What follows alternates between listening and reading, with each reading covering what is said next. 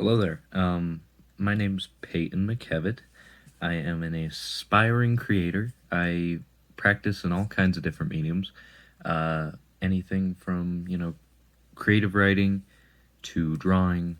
I've dabbled in some animation. If you've checked out the rest of the channel, you might have seen some of it. Nothing crazy, but, I'm sort of self teaching myself, and it's kind of a hobby. Painting, and also I have like interest in learning better video editing techniques than you're gonna see in this. Um, but I decided to make this video as a way to just like sort of give you a taste into what's going on in my mind. And so maybe if you're interested, you'll check out more stuff that I have to put out in the future.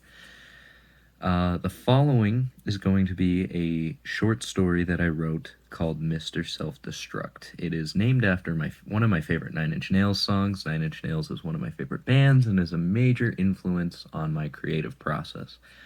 Music in general is a major influence, and, you know, if things go right, you'll hopefully be able to see how that music influences me in the future. Um, Anyways, this story though is loosely based on a larger project I'm working on.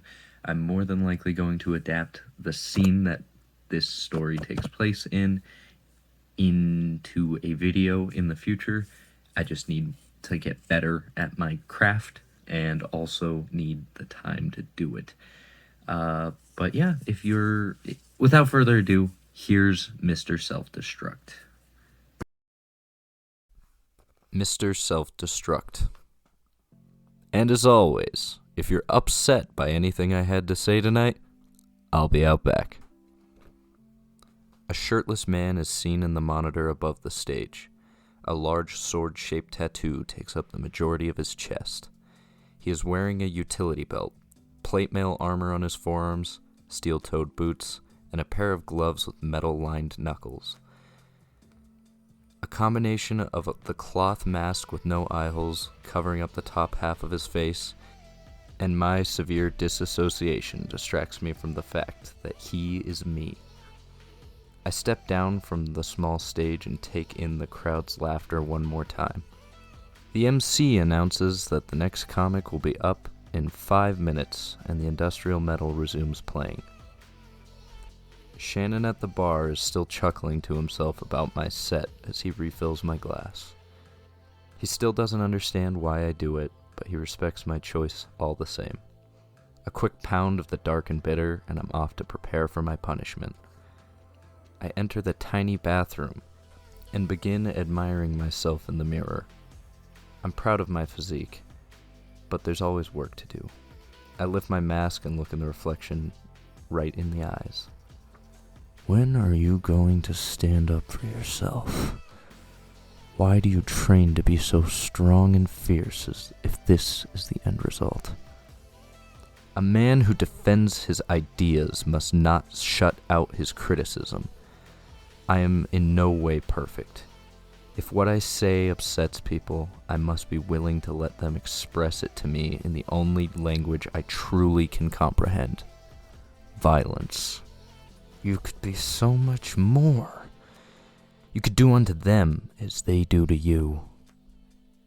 You don't understand. You aren't me. You pretend this to be true, but we are one and the same. I wash my hands, return the mask to cover my eyes, and open the door. A drunken stranger is waiting outside. Were you talking to someone in there? I shrug him off and head out the back door.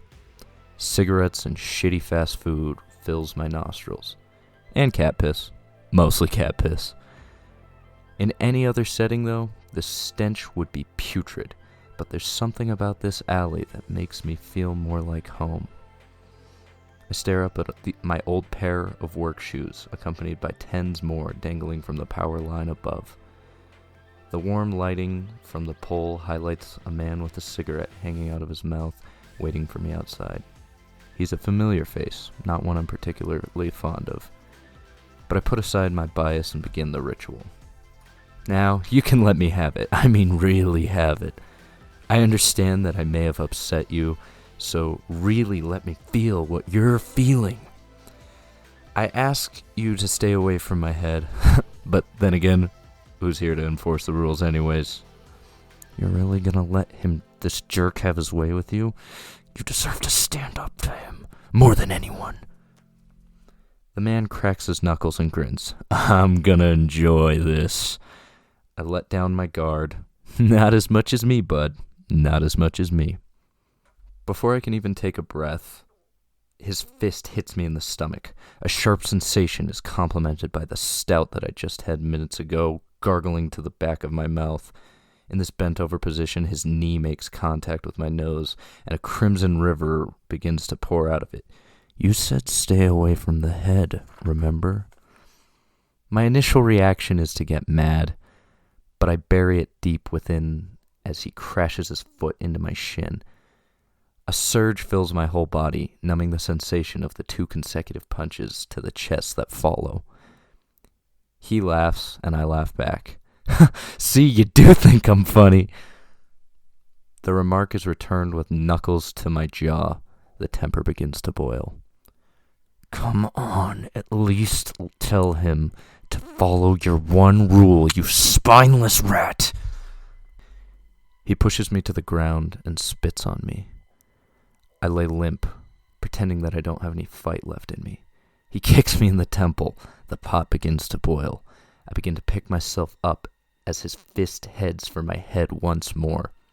I dodge this one and scramble to my knees. A kneecap to the teeth. Definitely not something I recommend. My fist begins to clench. My molars begin to grind. He takes a drag off his cig, blows the smoke directly into my eyes, and sears my shoulder with the red-hot end. He clutches my jaw. I don't think you're funny, not even a little bit.